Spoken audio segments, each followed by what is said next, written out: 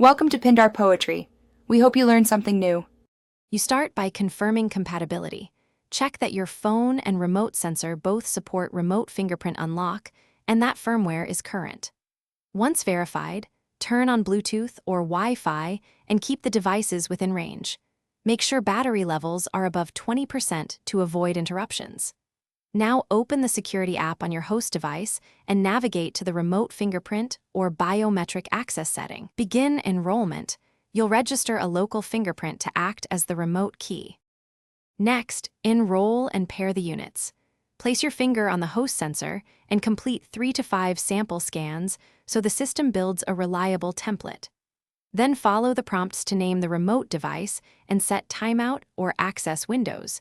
This controls how long remote unlocks remain valid. Make sure you verify the pairing code shown on both devices and grant permissions, location and Bluetooth, because those permissions let the devices discover and communicate securely.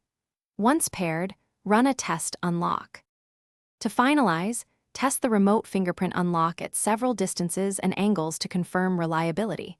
Adjust the sensor placement or antenna orientation if recognition is intermittent.